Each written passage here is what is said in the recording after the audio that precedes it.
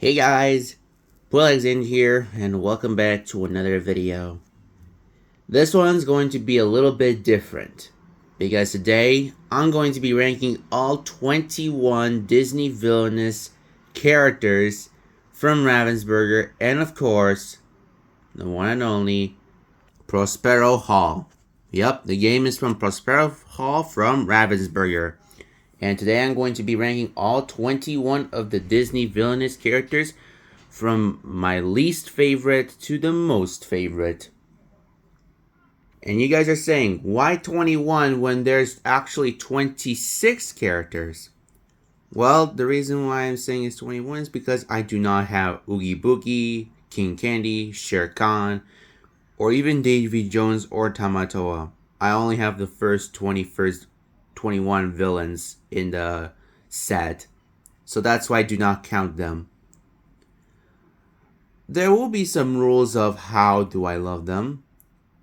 Number one, it is going to be probably how do I enjoy playing as the villain, how interesting their objective is, and thirdly, how entertaining it can be once you figure out in master mode. There's another thing. I'm not going to be including the Marvel or Star Wars ones.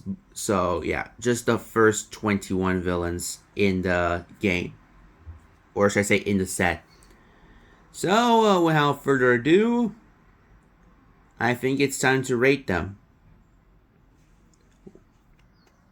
So, we will now start with the ranking. And my least favorite Disney villain to play as at number 21 is none other than the one and only Mother Gothel. And let me tell you, she's actually really difficult. And I'll explain why. Let me get her board. There it is. So, Mother Gothel, you need to start your turn with at least 10 trust. And how do you get trust?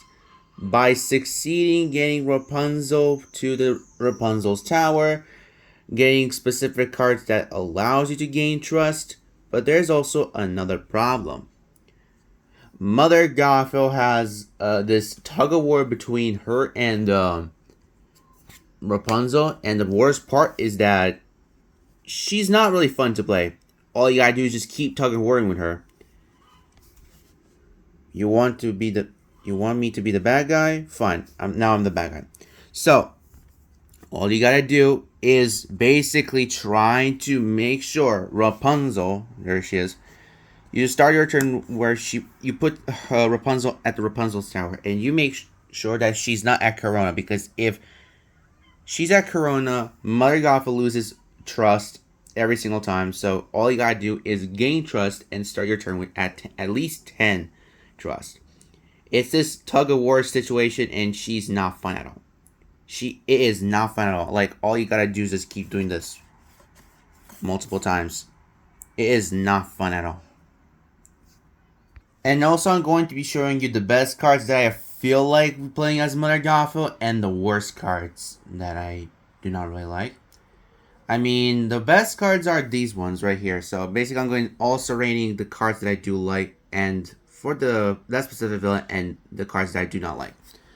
The best stars are the Mother Knows Best, because you cannot move Rapunzel. Gaining trust, like I Love You Most, and Letting You Down Your Hair is also a good one. This condition is really useful because we might have to move an ally or item. Even though nobody's going to do it, I think it is still useful because you move it to Rapunzel's tower. The crown gains 2 trust once you defeat a specific hero there. Or not 2 trust. 1 trust, but you gain 2 power. Or, I'd rather not take the power. I actually rather just take the trust. For this one, the hairbrush is played where you gain at least 3 trust in one each turn to make sure she doesn't go to Corona if she's at Rapunzel's tower. And also the knife works because you can put it on an ally, and once that ally is defeated, you gain 1 trust, just like a specific other card that I'm going to explain in later. I also realized that what was once mine was also pretty useful because you can see if you accidentally discard one of these 7, you can put it back. But other than that, these are the only good cards. Sure, there are also some allies that were good, like the Royal Guard. The Royal Guard is like the only person that you may have to use because there's like 5 of them. I usually put them in Corona just in case, so that way we don't have to waste a lot. And there's also the the Stabbington brothers, which both of them are strong enough to defeat Rapunzel and put her back. But other than that, the rest of the cards, in my opinion, they're not really too useful. I'm not being judgy here. I'm just saying in my personal opinion. So that's why I think Mother Gothel really has some spice into it. And here are some of the cards that you can fade her, which are the best. Like the frying pan. Usually I put it on Rapunzel, so that way, you know, she makes it a little harder. You immediately play this card just so that way she's one less step closer, or moving her to Corona, or even this. Like, you just lose 1 trust a lot. This one can be... Flynn is a little bit difficult because, you know, he just loses 2 trust, but then when you win him back, you gain 2 trust back. Maximus is also good, so that way you can distract other of your allies, like the Royal Guards, or should I say the Royal Riders. And Pascal is a very sneaky player card. He may be two, but he's actually a very tricksy card because you gotta do is move her Rapunzel 1 step closer. Literally, that means 2 spaces away. So that means if Pascal is at somewhere at the 3rd zone, then yeah, it is game over. First zone, as in the forest. If Pascal is played at the forest, then he immediately is just game over, and then yeah, you lose power a lot. So do not let this happen if you are Mother Gothel. I mean, Rapunzel has this situation where she's a strength of 4, but using the frying pan is a strength of 5. And if she's at Corona, she just loses 1 trust. And that is a weakness for Mother Gothel. So yeah, this is Mother Gothel. The reason why I do not like her at 21 is because it's a tug of war situation, and I'm not into a fan of like that because you're getting frustrated at this point, and no one's going to believe you anymore. So yeah, so that's why she's at 21. Now let's focus on to another villain, which is our number 20 villain, and yeah, it's time for our number 20. And my number 20th place goes to Hades. And just like Mother Gothel, Hades is actually a hell of a time playing with him. The reason why I least hate Hades more than Mother Gothel is because he's not that frustrating. And I'll explain. So here's Hades' board. It says, everybody's got a weakness, and his objective is to start his turn with 3 Titans at Mount Olympus. Pretty simple. You're just going to move him here, right? Well, actually, it is wrong. Because you first need to move... you actually have to play the Titans here at the Underworld. Then use the move an item or ally icon to move them 1 step closer. Here's the problem, though.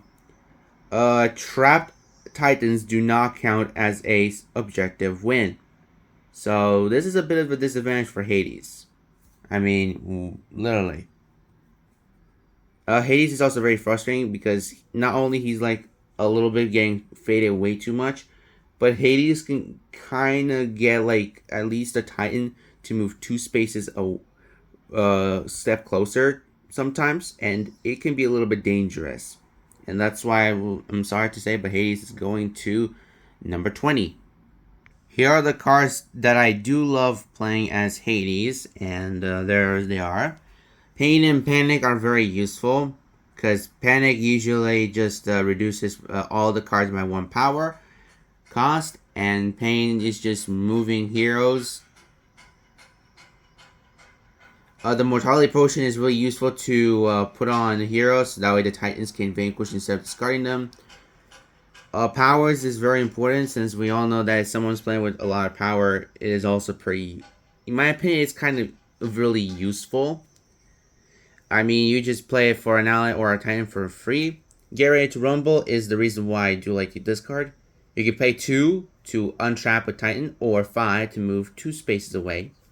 Hydra is the only ally other than Panic and Pain that is really good. Sorry. That is really good, and you may put Hydra in in my hand again instead of discarding it, which is pretty useful. Chariot is okay, but it is still a little bit better than some of the other cards. And Planets Align is untrapping Titans, which is pretty useful, and that's why I do like playing mostly with these cards the most. Speaking of the Titans, here they are. There are only 5. The best Titan, in my opinion, is Argies, because he only is getting 1 power. But also the secondary good ones, I feel like it is going to probably be Lithius. Sorry about that. I meant to say it was Lithius, because the others were a little bit not difficult. They're just not really useful. Some of them, like if I had to pick a third, I feel like it's going to be Pyros, because you just may untrap one new Titan if there's like a Titan over there. But other than that, the rest are also okay. But I feel like Argies is also pretty useful because Hades needs a lot of power just in case. But also vanquishing. So, yeah, it is really pretty useful if you're asking me. Now for the fake cards that usually mostly people, or basically I, would play if I was fading Hades. Zeus is the biggest target. Like, he literally, all he does is just trap villains immediately. Medallion is also pretty useful because you can put it on either Hercules or Zeus. Hermes is putting Zeus on the top of his deck, of Hades' fate deck. Hercules cannot make any of the Titans move when the Titan is met with Hercules. The Titan cannot move. The lightning ball is going to trap in every single Titan in that location, which is mostly going to be happening if there's like 2 of them. Pegasus is really annoying, but kind of useful sometimes, because he can just untrap the Titan from his location to an adjacent location. This is also pretty useful, the Glass of Truth, to discard really useful items like that Mortality Potion. But also Pain and Panic are also good ones too. This is Go Distance to move an untrapped Titan 2 locations away, or move it here to any location. I recommend doing the first one, so that way if Hades is trying to move Titans. So basically, if sorry about that again. So basically, if Hades is super close to winning, you can play Go Distance and then just there you go. You just move Titan 2 spaces away. And there's her who's also another good one.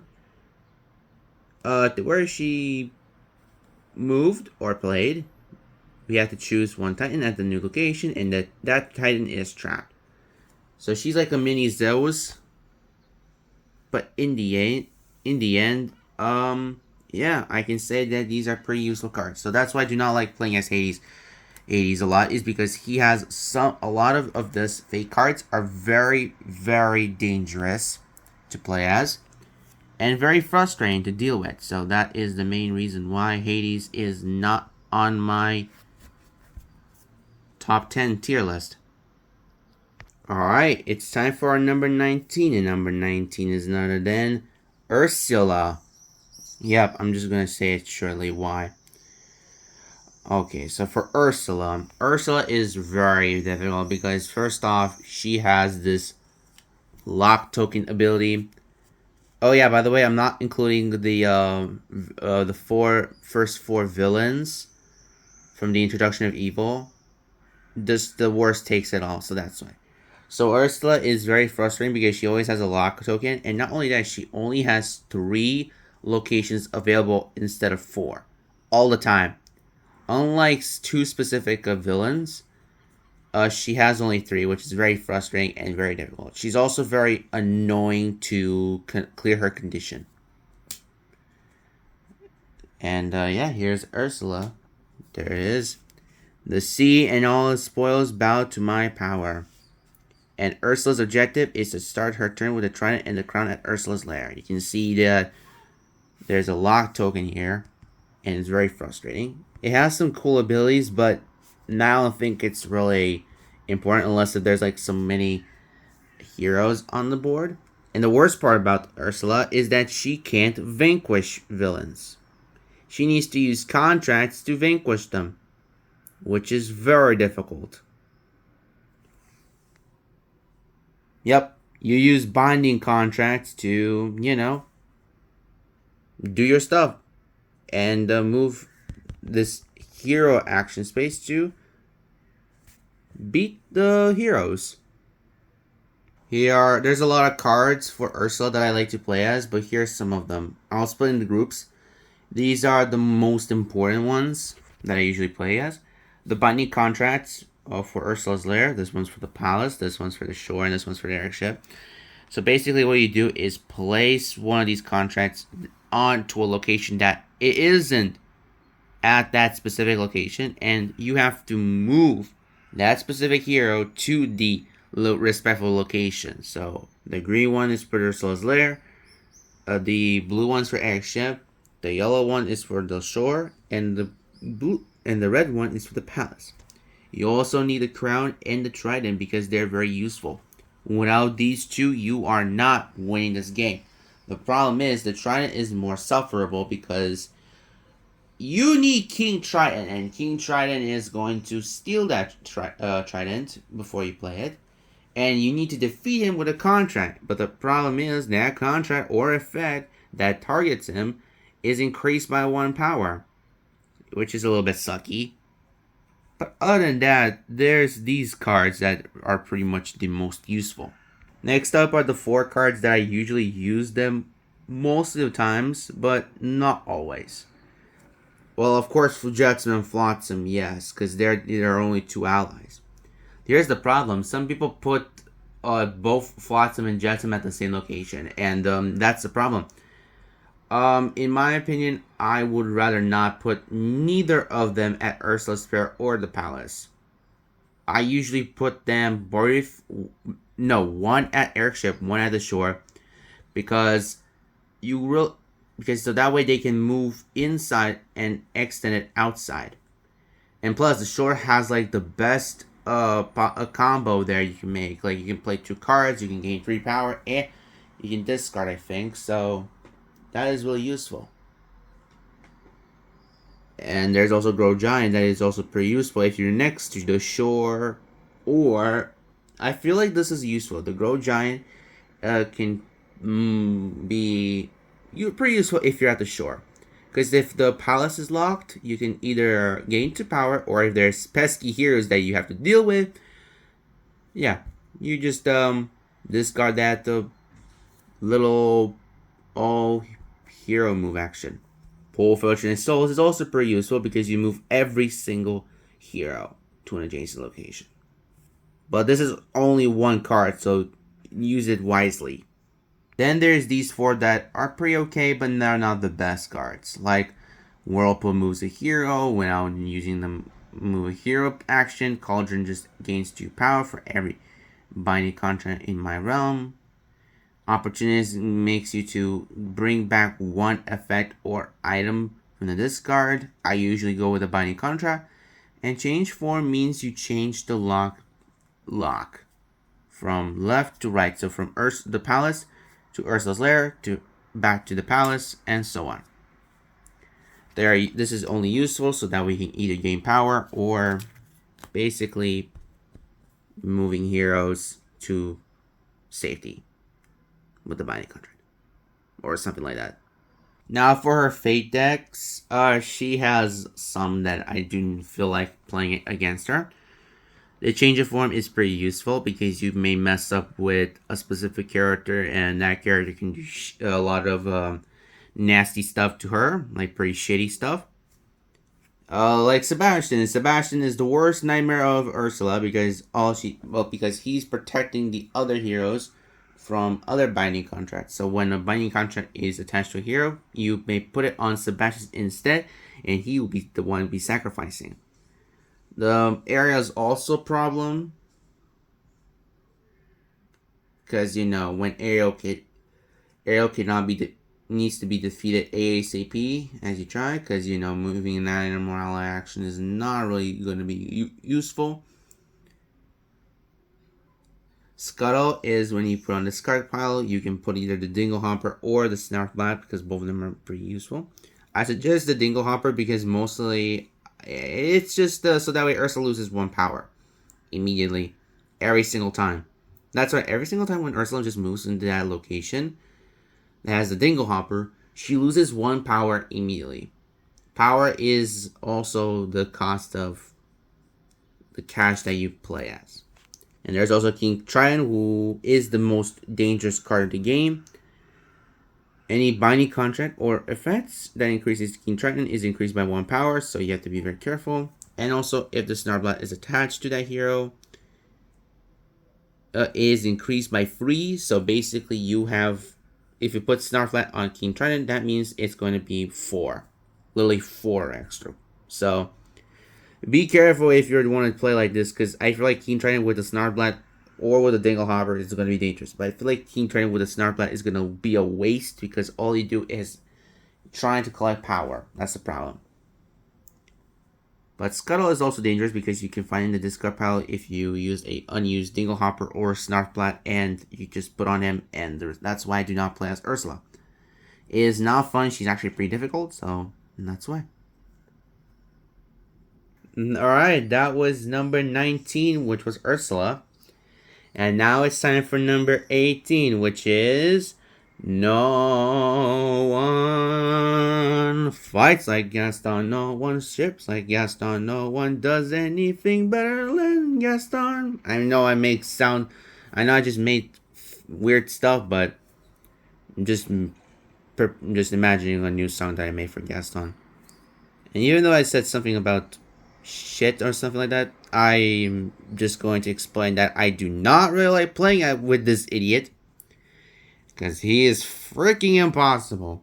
He's actually least frustrating than Hades, but he is still like, I just want to say, yeah, he's done. He's done. Here's Gaston. And for him, you have to remove all 8 of the obstacles. The reason why I put him a little bit higher than the other 3 is because sometimes Gaston was actually pretty useful because it is an automatic win. Yes, so basically some heroes have start your turn wins, which is frustrating because you have to start the turn with that specific thing, and it is frustrating so much. But Gaston is a bit unique.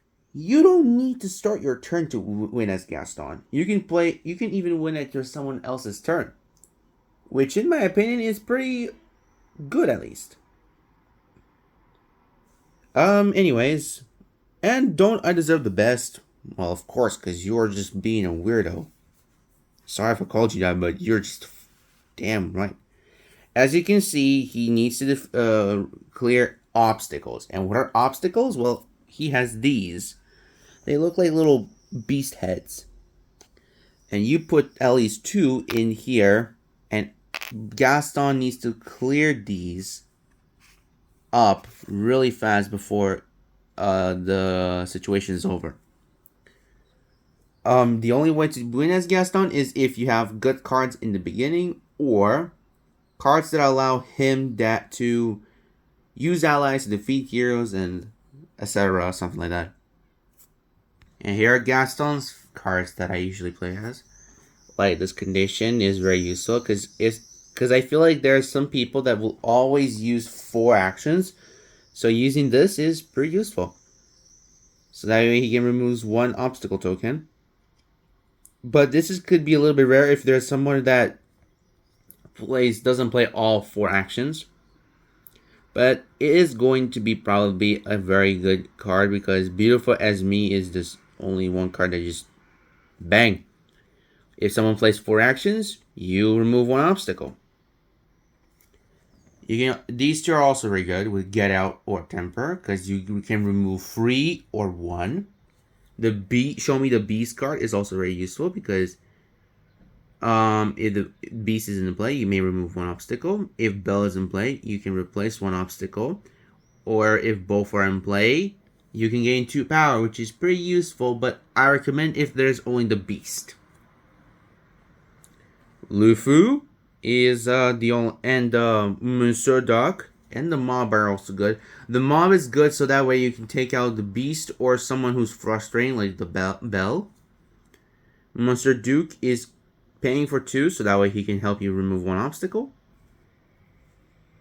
And there's also this one. Lufu, when you perform vanquish actions, all items are returned to your hand instead of the discard pile. Lufu is a little bit useful when he's like stacked up. And that is alright.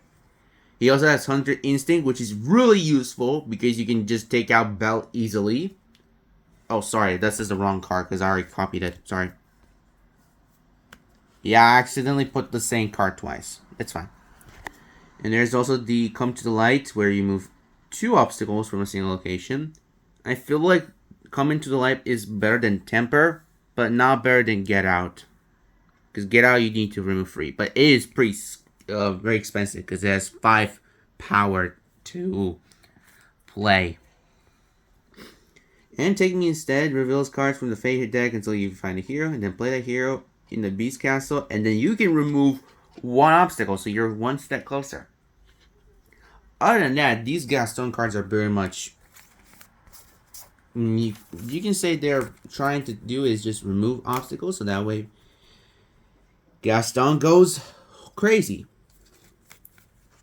Gaston also has some fate cards that I do want to play as. Like Be Our Guest, that you just find it here in the Fate discard pile and play it into the location. Maurice with Maurice Invention. They lose the strength, which is a bit useful, but Maurice is a strength of 2, which is pretty much an easy cake. But he does remove all the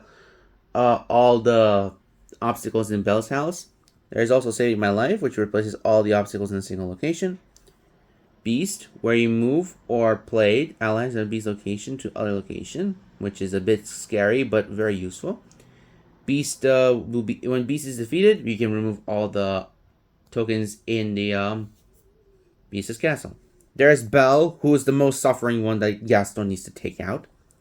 No obstacles can be removed while Belle is in play. The only way to do that is to use a card like Hunter's Instinct, to defeat a hero with a strength of 3 or less. Belle is a 2, so that's why. And here's the Magic Mirror, where you have to find and play the Beast, shuffle the Fate discard pile, and coin the Magic Mirror, and back into the Fate deck. So basically, it's a double like Beast. And this is why I do not play... I feel like Gaston could have been a little bit more easier when he realizes there are some times that Gaston can be lucky to win, but he's actually pretty sucky in the end. Like, all he does is trying to find a specific spot to win. And it is frustrating because Gaston can't really do that much. So that was number 19. Number 18, I think. No, number 17, actually. Because 21, 20, 19, 80. So yeah, number 17th place, in my personal opinion, is none other than the mighty All Jafar. And I'll explain why. So, Jafar, it says, finally you bow to me. And don't I deserve a last? No, not really. Anyways, so Jafar needs to start his turn with the magic lamp at Sultan Palace while controlling the genie under the control. And the worst part is, just like Ursula, he has a lock token at the Cave of Wondrous, but it is removed from the game once he finds a specific card. Unlike Ursula, Jafar seems more easier than her. Like he does is needs to find is the magic lamp, find the scare pendant, hypnotize the genie, and move the magic lamp all the way to the Sultan's palace 3 times. And that's it, but he's pretty difficult because I'll explain the cards later. Or should I say right now. So as Jafar, he has these cards that I feel like they're the best, in my opinion. The Magic Lamp is very useful because you just need to activate the Genie at Cave of Wonders. Then we have the Scare Pendant, which is the most useful card in the game because, well, you cannot unlock the Cave of Wonders. And then Jafar has a different technique. He actually draws 5 cards from his hand at the end of every single turn when he has Scare Pendant. Snake Staff, you pay 1 power to put a Hypnotize card into the hand, which is useful. Yago, the only ally that I feel like it's also useful, but also pretty useless in the same time, but it's kind of funny in the end, where you can just move an attach item and location to his location, or should I say unlocked. Then MIS Snake Knight, defeating a hero with a strength of 4 or less at your first location. Razul is also useful because you can reduce power to pay with 1 power, and you can add a free scimitar on his hand just to make him stronger. Necessary Sacrifice is very useful so that way you can gain free power. I suggest doing this with the cards that are pretty much useless. The Condition Manipulation is also pretty useful when he has 3 allies or more. You may play Manipulation and choose a card from my discard pile and put it into my hand, like a Hypnotize. Hypnotize is pretty much the most important card because you need to hypnotize the genie. I'm a little bit tired, but other than that, I'm just going to say this. So basically, all you gotta do is pay the amount of strength they have. So, let's say for example, Sultan, he has a strength of 2. So that means you must pay 2 power to activate the Hypnotize. And now Sultan, instead of being a hero, he's actually going to be your ally. And those are Jafar's best cards. And yes, the Magic Lamp activates Genie and plays him at the Cave of Wanderers ASAP. Now it's time for the Fate decks for Jafar. Aladdin and Abu are just the same, but he is 4 and Abu is 2. Both of them is just choosing an item at their location and attach it to him. Then Jafar cannot use that item. When they are both defeated, the item is returned to Jafar at the same location. Both Aladdin and Abu, all they do is steal items, unless if you play a Hypnotize on them. A Crushing Blow is also kind of useful because you can discard a player with a strength of 3 or less. You can do that to defeat a Yago or Razul if he doesn't have a scimitar. If he does then it is not good. But Razul is pretty much a dangerous target, so you need to put him a scimitar on Razul ASAP. For the Genie, he gets 2 strength when the Dimension Lamp is at his location. But you can put cards like Wish to make the Genie stronger. There are 3 wishes, so he can get up to a total of 14 strength if the Magic Lamp is in there, which is going to be a lot of power. Carpet must be defeated before other heroes, which is pretty obscure and very dangerous. Narrow Escape is just putting a hero back in Jafar's discard pile. And you play it again. Raj and Jasmine are pretty both the same. Because Raj gets 2 strength if Prince Jasmine is in her location. Or should I say in realm. So that means Raj is a 6. Jasmine is a very trickster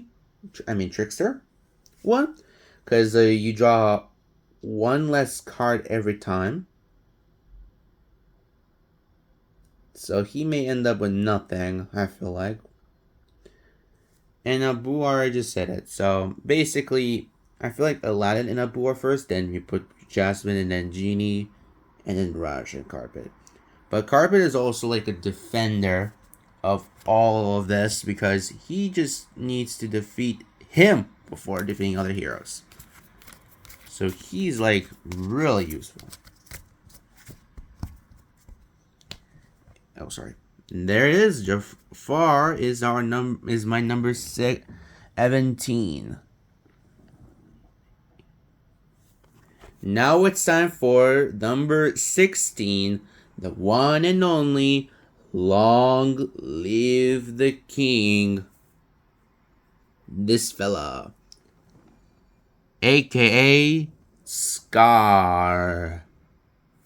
And just like Jafar, Scar is actually pain in the ass. Right, Scar. Long live the king. And his objective is to start his turn with at least 15 strength in the succession pile. The problem is he needs to defeat Mufasa first before taking out the other heroes. Scar has some dangerous places, and sometimes he's kind of pretty much a selfie. I mean, the Elephant Graveyard is like the best for him, but then he's gonna probably go pirate out Elephant Guard, and then Savannah and the Grouge are just for extras. I mean, he has to only vanquish in there, so Grouge is a bit different. Now let's look at the cards that I do like playing as Scar. Sadly for Mr. Scar here, I mostly use these 8 cards. Like Pride, when someone tries to discard 2 more cards, and I can play this to gain 3 power, or use a hyena to take out a hero. Then there's Banzai, Ed, and Shinzi. You can play a hyena for free. Ed reduces by 1 power. And Banzai, when each hyena discard gains 1 power. The Stampede is also pretty useful, so that way you can do a vanquish action plus move a hero.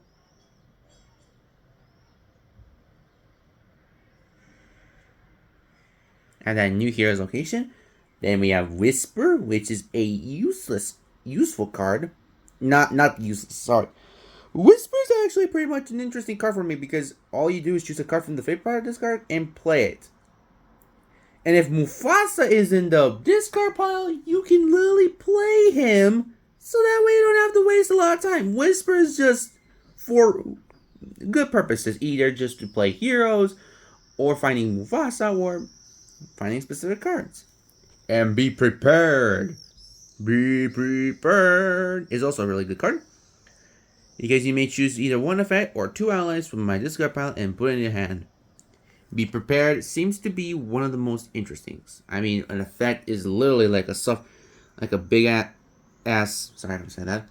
Big ass card that you just need to think for a second. Well, 2 allies are just basically either 2 hyenas or one of these new ability cards, like Banzai, Ed, or Shenzi. Or if you're lucky enough, you can find a Stampede. But you're probably going to need to find like a Stampede and Ed, or Stampede with Banzai, or Stampede with Shenzi. Because 2 Hungry Hyenas is not going to be enough. Unless if there's like a specific thing to do. So yeah, Scar is not having a best deck. But there are some cards that I do enjoy. These are the best best Scar Fate deck cards. Mufasa being the priority, but here's the thing: when Mufasa gets defeated, you have to put him in the successional pile, and if Mufasa is in the successional pile, all other heroes are into the succession pile. So you cannot defeat like Rafiki, Sarabi, Pumbaa, Timon, Nala, Simba, or other heroes, or even the birds, Zazu. You need to immediately, and I mean it, immediately need to start attacking Mufasa, which is a specific card. So basically, Scar needs to find that. I usually do not play as Mufasa if I find something like that, unless if there's an item and Mufasa, or an effect that isn't pretty useful. Then yeah, Mufasa isn't. There's no choice but forcing to play Mufasa. But I will play Mufasa somewhere there's like no hyenas or a wasted distance between them. So that's why. Rafiki's stick is also pretty useful because instead of defeating a hero, you have to discard the stick. Prophecy gains that hero strength of 3. Mufasa is a pretty choice, or a strength of 3 to put on Rafiki. The reason I'm saying Rafiki is because Rafiki needs to be defeated before other heroes, and since there's +3, you need 6 HP. For Mufasa, you need 9, and the only way to get 9 is if at least you get all the hyenas into one place, or get the Stampede too. Now, Sarabi is when you discard a hyena from her location, which is pretty useful. And Hakuna Matata is choosing a hero with a strength of 3 or less from the successful pile and plant that hero or move a hero to any location. So either one of those two. But Rafiki is also pretty useful because just like Carpet, you can attack him. So that's the reason why. Number 15 is here, and let's just roll up with the dice to see who it is. Yep, it's this one. Her name is Lady Treme. She's number 15. Yep, you heard me right. 15th is Lady Treme. Alright, so here's her board.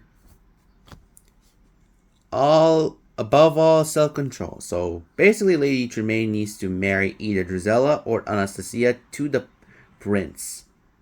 Yep, the prince himself, the king of princes. So she has this, and she's another character that needs to have a lock token, because otherwise, there's a specific reason why there needs to be a lock in here, because otherwise you may not know why. But she also has these. Let me show you for a minute. Hold on. She also has these, which are lock tokens. And you're gonna just explaining to me why there are lock tokens in there. The reason why there are lock tokens is because it's for a specific way, so that way you can lock up heroes from your realm. Yes, Lady May has to lock up heroes to make sure they don't get their abilities activated. Yep, once a hero's been locked up with a key or a specific card that locks them up, then you can immediately lock them up ASAP. So, Lady Tremaine, again, I'm saying is that you have to either use the Mary Drizella or Anastasia to the Prince. And I must say, she has some good cards, but they're pretty difficult to deal with. Especially some of this. Or using the locks to just cage up some pesky heroes. Since there's a lot of cards, I'm going to separate in two. The first one are the cards that help you in the game. And the second one are going to be the cards that are mostly for every single game. So first up we have the You Little Thief, where you can destroy immediately Cinderella or Battleground Cinderella. Lucifer is also pretty useful because you can just trap a hero in Lucifer's location. You can use Trap to use the lock tokens as well. Or you can use There's Still a Chance to activate an ability or move an item or ally. The condition one thing is also pretty useful for me, because if somebody takes a discard action, doesn't matter how many cards they discard, I may discard a number of cards and draw back to 4. Midnight is pretty risky, but in the end, it is still useful because you can just defeat every single hero, but you will have to play both of the glass slippers. And I'll explain that later about the glass slippers. And I said if shuffle my discard pile back into the deck and then draw 2 new cards. This is a way to shorten up your game and get to the deck faster. Then there's these, which are the most important cards in the game. You need to play Anastasia or Drizella immediately once you find one of them. If you find Battleground of each of them, you can discard the regular one to play the Battleground versions to play them. They surprisingly are interesting in my opinion. We also have the key, which when the keys play, move Cinderella to Cinderella's room and put a trap on her. And if there's an activated action, you can just move any hero to Cinderella's room and put a trap token on them. The reason why there's only 5 of these is because there's 5 heroes. The invitation from the king is also very important because it's the only way to remove the lock from the battleground room. If the prince is not in play, then you have to find him and put him in the battleground room. The activation is not really interesting. The glass slipper is the lady. I meant to say the Lady Tremaine's cane. I want to say Lady Tremaine's cane is actually really important because you can play 2 actions and you can do this to remove glass slippers. There are 2 glass slippers, so you have to be very careful to remove both of them. Again, I'll tell you a little bit later why you should remove these 2 with the glass slipper. There's also the wedding bells, which is the final part of the game. It can only be activated when the prince and either Battleground Anastasia or Battleground Drusilla are in the ballroom and no glass slippers are in the play. You have to activate this card to win the game. Yep. So you need to have either Battleground Anastasia or Battleground Drusilla with the prince and make sure there are no glass slippers. If there is a glass slipper, Lady Tremaine does not win the game, which is pretty sucky if you're asking me. Okay, now it's time for the Fate decks. These are the most sufferable Lady Tremaine Fate cards. Like Biddity Bobbity Boo, where you untrap a token from any hero and move that hero to a new location.